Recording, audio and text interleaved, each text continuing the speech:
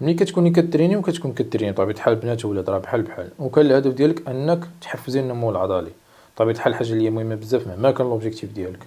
شنو اللي مهم في هاد المسألة هادي ولا في هاد النقطة هادي؟ واش الأوزان ولا الأداء ديال التمرين؟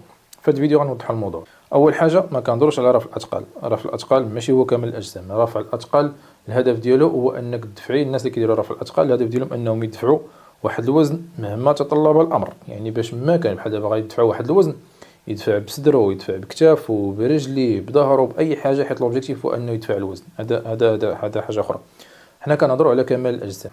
كمال الأجسام الهدف ديالها هو خلق ضغط مركز على عضلة معينة. باش نردوا البال هاد النقطة هادي باش نعرفوا الفرق بيناتهم بجوج. يعني هنا خصنا نجمعوا ما بين الأوزان وما بين التكنيك، يعني بجوج. ولكن شنو اللي مهم كثر خاصك تطبقيها وخاصك تطبقها في التمرين ديالك، وهو خاصك تخلق الماسل مايند كونيكشن ولا التواصل العقلي العضلي، حاجه اللي مهمه بزاف. كيفاش غادي تعرف هذا الماسل مايند كونيكشن ولا غادي تفهموا؟ ملي تكوني كديري واحد التمرين ولا كديري واحد التمرين، نفترضوا مثلا بيسبس ولا عضله ديال الظهر وريفر، حاولي داك الميسكل ملي تكوني كتخدميه ولا تكون كتخدمه غمض عينيك وتخيل هذاك الميسكل كيتسكويزا، يعني حاول تحس بالضغط وتخيل داك الميسكل كيتسكويزا يعني كيتعصر وكيتطلق. هنا كتخلق واحد الماسل مايند كونيكشن، وهذه نقطه مهمه بزاف في الاداء ديال التمرين باش تخلق الضغط المناسب على العضله المستهدفه بطبيعه الحال. الاوزان حاجه مهمه اساسيه ما عليهاش النقاش، ولكن في حدود الكنترول. راه الوزن الا فات الكنترول ديالك غيوليو مجموعه ديال المشاكل منها غير جوج، وهو ما غاديش تبقى تستهدفي العضله وما غاديش تستهدف العضله اللي انت كتريني ولا انت كتريني، يعني الضغط غادي يتوزع. كمثال بغيتي تخدمي مثلا عضله ديال الصدر ودرتي واحد الوزن اللي هو ثقيل فوق الكنترول ديالك، هكا غيولي الهدف ديالك ولا الهم ديالك انك تدفعي داك الوزن.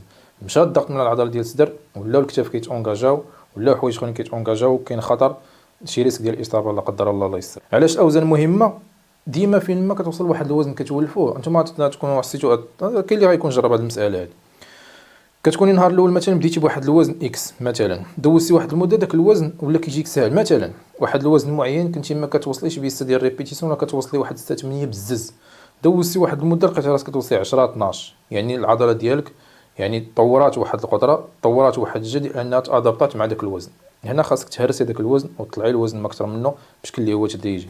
ما عمرك تخلي العضله انها تولف واحد الوزن معين والا غتحبس الديفلوبمون ديالها، ولا حبس الديفلوبمون ديالها كاع لوبجيكتيف اللي انت كتقلبي عليه راه ما غاديش يكون. الزياده ديال الوزن كتكون بشكل اللي هو تدريجي ماشي شكل اللي هو كبير، باش القدره ديال العضله كتطلع، النمو ديال العضله كيتزاد، وراه ملي كيتزاد النمو العضلي كيتزادوا مع مجموعه ديال الحوايج اللي غيوصلوك للوبجيكتيف ديالك مهما كان.